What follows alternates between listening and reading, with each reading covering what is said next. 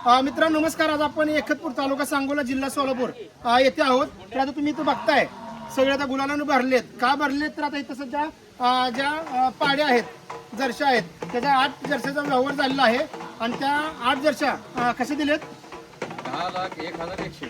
10,01,101 रुपयाला त्या 8 गायचा व्यवहार झाला आहे. आणि जे देणार आहेत ते आहेत प्रकाश अवताडे आणि जे घेणार आहेत ते आहेत सिद्धेश्वर इंगोले. तर आज आपण हा जो काही व्यवहार झाला आहे त्याच्याबद्दल आपण पूर्ण डिटेल जाणून घेऊया. सर्वप्रथम नमस्कार, आपली ओळख करून ओळख करू. नमस्कार, माझं नाव प्रकाश पांडुरंग अवताडे, एकतपूर तालुका सांगोला जिल्हा सोलापूर. आपलं नाव सांगा. सिद्धेश्वर तुकाराम इंगोले, राहणार एकतपूर तालुका सांगोला जिल्हा सोलापूर. तर आता हा तुम्ही तर गाय घेतलेत, ह्याच्या अगोदर पण तुमचा गोठा आहे. तुमचा किती गायचा गोठा आहे? 14 गायचा गोठा. ह्याच्या अगोदर 14 गायचा गोठा आहे. आणि आता किती खरेदी केलेत? 8 गाय घेतलेत. कितीला घेतलेत? 10,01,101 रुपयाला घेतलेत. तर आता मला सांगा, हा गोठा यांच्याकडून तुम्ही आता घेतलाय, एकदम 8च्या 8 घेतलेत, ह्याचं कारण काय? याच्या अगोदर पहिले एक 6 गाय मी घेतल्या होत्या लॉटमध्येच. लॉटमध्ये. हा, तो रिझल्ट चांगला वाटला म्हणून 8 घेतल्या. एकदम पहिल्या 6 गाय घेतल्या होत्या. बरं, म्हणजे एकदम 6चा लॉट घेतला तर आता 8चा लॉट घेतलाय. बरं, म्हणजे अगोदर 6 घेतलेलं गाय तुम्हाला चांगल्या वाटल्या, चांगले एक सध्या आहेत, दूध चांगलं देते, सगळे आहेत. बरं, आता आपण यांच्याकडे या. आता तुम्ही 8 गाय विकलेत एकदम. आता यांचा अगोदर ओळख करून देतो. त्यांचा पहिल्यापासून व्यवसाय म्हणजे लहान पाड्या घेणे आणि ते यायला झाल्यानंतर त्यानंतर ते विक्री करणे हा आहे. स्वतः दुग्ध व्यवसाय पण अगोदर ते स्वतः करत होते.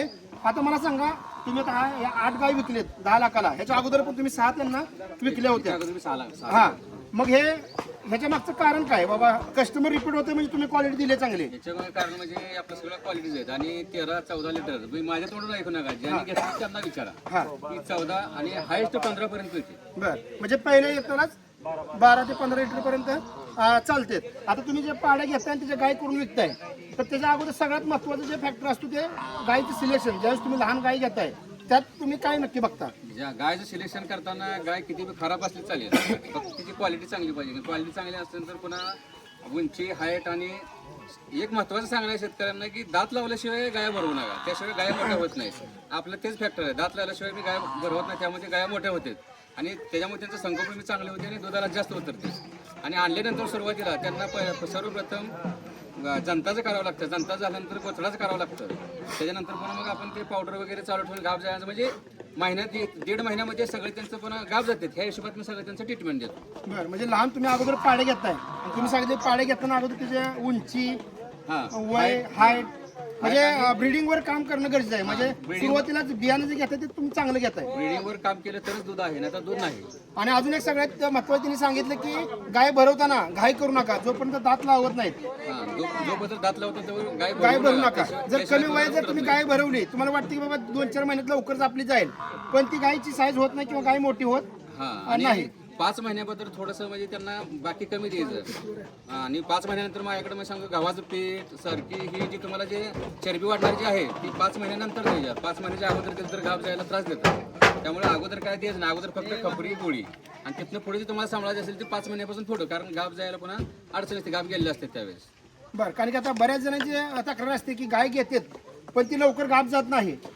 आता त्याचा प्रॉब्लेम म्हणजे काय, त्याच्या अंगात जे घटक कमी आहेत ते सुरुवातीला आपण जाणलं पाहिजे काय कमी आहे. जे घटक कमी आहेत ते आपण दिलं पाहिजे, त्यामुळे काय अडचण येत नाही. अडचण काय येत नाही. आता तुम्ही नेहमी असं 8-10चा सेट घेता आणि विक्री करता. तर हे ज्यावेळेस तुम्ही पिल्ली खरेदी केली होती त्यावेळेस किती वयाची होती ती? हे साधारणतः 17-18 महिन्याच्या आसपासची होती. 17-18 महिने. बारकी पिल्ली मी घेतच नाही. 20 मेला मी लॉट भरला. 20 मेला मी लॉट भरल्यानंतर 28 मेला पहिली गाय गाव गेली आणि 15 मे पर्यंत सगळ्या 8च्या 8 गाव गेल्या. एक महिनाभर 17 दिवसामध्ये सगळ्या 8च्या 8 गाया गाव गेलेल्या. इथं तुमच्यात आणल्यानंतर मायात आणल्यानंतर 17 दिवसात 8 गाया गाव गेलेत. आणि ह्याच्या मागचं कारण पावडर वगैरे आहेत. कोणी म्हणतं की महागाई ही चालायची नाही. ERP म्हणून पावडर आहे, 1600 रुपयाला एक पाकिट आहे 3 किलोचं. ती विचारतो मी. आणि बऱ्याच लोकांचं असं आहे की महाग असल्यामुळे चालत नाही. ती सगळ्यात मोठा तोटा तो आहे. तुम्ही जेवढं बारकाई करचाल तेवढा आपल्या सगळ्यात तोटा होतो. एखाद्याला जर 2 पाड्या असल्या तर त्याला गाव जायला त्रास होतो, ती ह्या गोष्टीचा त्रास होतो की न दिल्यामुळं. बरं, म्हणजे गाभण जाण्यासाठी त्याचं खाद्य व्यवस्थापन चांगलं असणं गरजेचं आहे. शिवाय जे काय औषधं वगैरे त्याला द्यावी लागतील ते पण देणं गरजेचं आहे. खाद्य व्यवस्थापन म्हटलं तर पहिले सुरुवातीला तुम्हाला सांगतो की खपरी पेंड असावी, म्हणजे शेंगपेंड ती महत्त्वाचं असावं. त्याच्यानंतर तुम्हाला ते CIS पावडर वगैरे, ERP, शिमिन्याचे 18 म्हणून जर नाही गेली त्यात शिमिन्याचे 18 म्हणून गोळ्याचं पॅकेट भेटते. ह्या सगळे 3 प्रकार केल्यानंतर जर गाई गाप जात नसेल तर पुऱ्या महाराष्ट्रात जाऊ द्या गाई गाप जाणार. ही 3च हे आहेत पर्याय आहेत.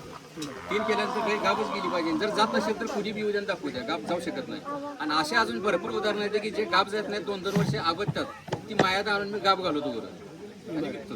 बर, आता तुमच्या हा जो पालन केलंय तुम्ही, जे व्यवस्थापन ते सगळं मुक्त गोट्यात केलेलं आहे आणि आता यांचा पण मुक्त गोटा आहे. म्हणजे ज्यावेळेस बऱ्याच ठिकाणी सांगितलं जातं की जर तुम्हाला मुक्त गोटा करायचा असेल तर त्या गाय घेणाऱ्या गाय पण मुक्त गोट्यात असतील तर जास्त प्रॉब्लेम येत नाही. बऱ्याच ठिकाणी जे बांधलेले वगैरे गाय असतील आणि ते जर मुक्त गोट्यात नेऊन सोडल्या तर बऱ्यापैकी सुरुवातीला सेटल व्हायला त्रास होतो. त्यानंतर अजून आता सगळ्यात तुम्ही सांगितलं की खाद्य व्यवस्थापनासाठी काय काय करता, म्हणजे ओला चारा असेल, सुका असेल किंवा कसा असेल? आता सर्वात महत्वाचं म्हणजे मी म्हणजे काय लय वेगळं काय करत नाही. मी ह्या गुरांना 4 महिने झालं 50% वाडा घालतोय. मी वाड्याचा मुरगाच केला मी. आणि तुम्हाला बी शेतकरी बांधवांना सगळ्यांना सांगतो की तुम्ही सुद्धा वाड्याचा मुरगा कसा आहे माहिती आहे का, सगळंच आपण जर रोज पोळी खायला घातली तर माणसाला सुद्धा माणूस सांभाळायला परवडणार नाही. तसं ह्यांना बी चारा बी आहे, मक्याचा चारा आहे, वाड्याचा आहे, आसेने वाळला बी 3 मिक्स चारा आहे.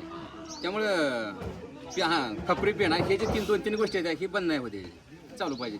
बरं, आता एखाद्याला समजा नवीन व्यवसाय चालू करायचा, जसं तुम्ही आता पाड्या घेताय त्यापर्यंत त्याला सांभाळताय, याला झाल्यानंतर विकताय, मग त्यात ते रोगराईचा काय प्रकार राहतो का, त्रास होतो का? मला आजपर्यंत रोगराई हा विषय म्हणजे थोडक्यात नाहीच. फक्त लंपी आलता त्यावेळेस जरा थोडं मला सावध राहावं लागलं. तर बाकीचा काही त्याला एक इंजेक्शन लागत नाही, फक्त डॉक्टर आपल्याला भरवायलाच लागतो.